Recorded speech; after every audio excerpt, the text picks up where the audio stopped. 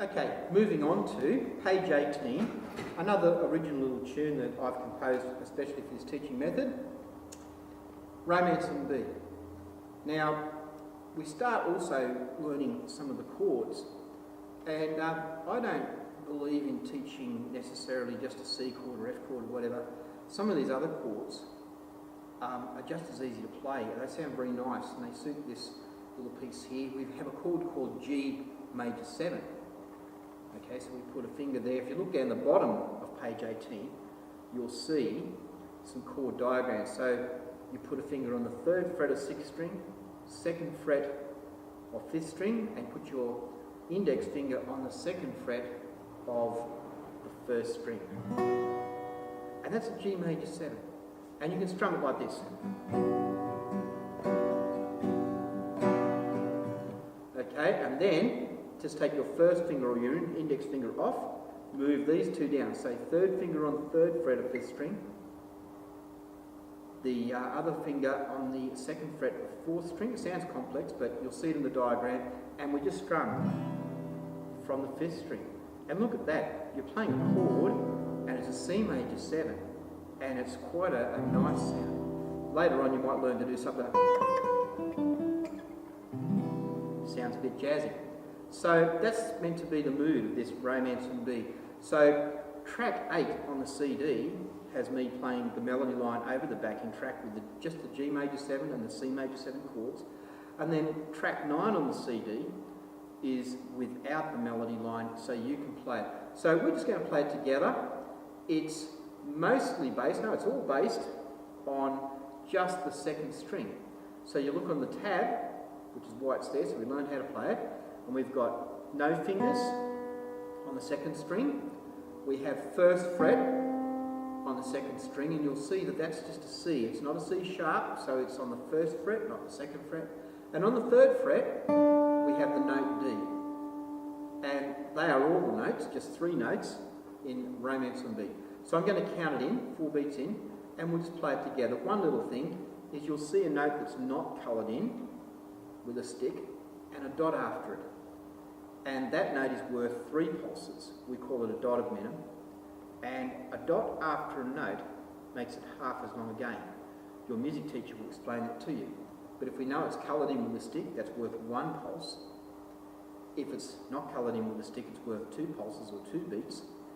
And if we put a dot after a minim, what's half of 2? 1. 1 plus 2, 3. So that's how a dot of minim equals 3 pulses. So let's count that together. 1, 2, 3, 4. 1, 2, 3, 4. 1, 2, 3, 4. 1, 2, 3, 4. 1, 2, 3. Rest. 1, 2, 3, 4. 1, 2, 3, 4. 1, 2, 3, 4. 1, 2, 3, 4. 1, 2, 3, 4. 1, 2, 3, 4. 1, 2, 3, 4. 1, 2, 3. Rest. Right, moving along to page 19, the one finger Samba. Now, this is a piece of music that I actually composed for a violin teaching method, but it's got a nice jazzy little sound. So you'll notice I've changed guitars, and certain sorts of jazz actually sound really good on these nylon string guitars. It's most likely, if you're watching this DVD, that you are in fact learning guitar in your class at school. It's most likely then that you've got a whole classroom full of these sorts of guitars. And there's quite a good advantage to these sorts of guitars. They've got a more mellow sound for playing this kind of music. My students, when I've taught classroom music, always ask me for a plectrum so they could pluck the strings instead of using their fingers. With these sorts of strings, with nylon strings, you really shouldn't use a plectrum. They're designed for picking with the fingers like this, which we'll learn that technique a little bit later in the book. For the moment, if you're strumming chords on these guitars, this sort of guitar, just use your thumb, or picking single note melodies, just use the fleshy part of your thumb and just stroke the string fairly gently. It gives the sound we want. Right, the one finger Samba, this has a rhythmic feature that we call syncopation. And what that means is that it falls a little bit, the rhythm is kind of a bit of a groovy, kind of an off the beat sort of a feel, because the strong beat actually falls off. If we count it, 1, 2, 3, 4. 1, 2, 3, 4. 1, 2, 3, 4. Okay, so if you tap your foot to that, we have short, long, short, short, long, short, short, long. So now that note there with a little hook on it, coloured in with a stick but a little hook on it, it's only worth 1 beat. Normally, as you'll see in the theory sheets that your teacher might give out to you from the teacher's handbook, normally those notes, eighth notes or quavers, are only worth half a beat each, are normally joined together in pairs. And you might have the name TT that you call them, or T's, by themselves, meaning just a little short note or quick notes. Okay, so the rhythm in the first, and you don't need the tablature anymore. I have actually written the frets there for you. So the first note is on the 4th string, and if you've practiced your scale, you know that. And then 2nd fret on the 4th string. So this is what it looks like just on the first line of music. 1, 2, 3, 4.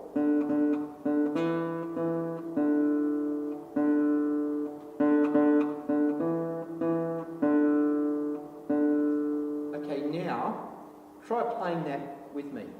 So my thumb is plucking the 4th string, and here in my left hand, I'm pushing my finger down on the 2nd fret of the 4th string. When you see the note under the line, whether it's coloured or not, and it's got a 0, it means don't put any fingers down and pluck the 4th string. But when it's on the bottom line and it's got a 2 under it, you put your name down, your note down on the 2nd fret. So do that with me. 1, 2, 3, 4.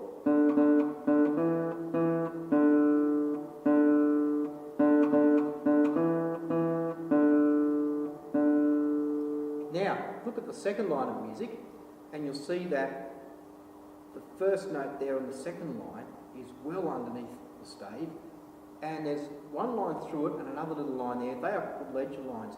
Because the note goes down a bit lower, we kind of extend the 5-line stave and we add a few more lines to it. And that's what they are. They're kind of like little extensions to make the note go down low enough. So that's no fingers on the 5th string, and then 2nd fret on the 5th string.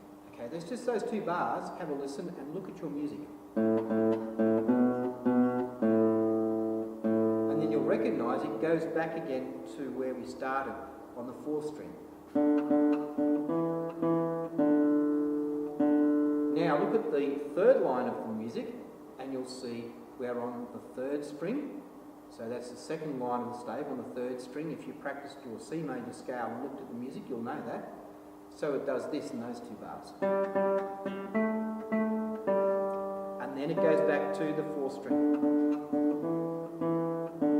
Okay, I'll count it in. You try playing it with me. Okay, let's try playing that together. 1, 2, 3, 4.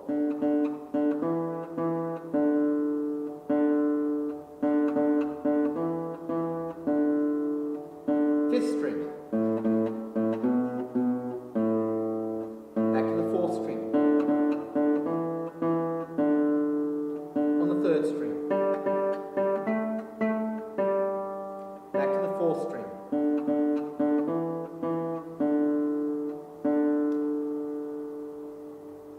Right, now try playing that with track 10 and track 11 on the CD.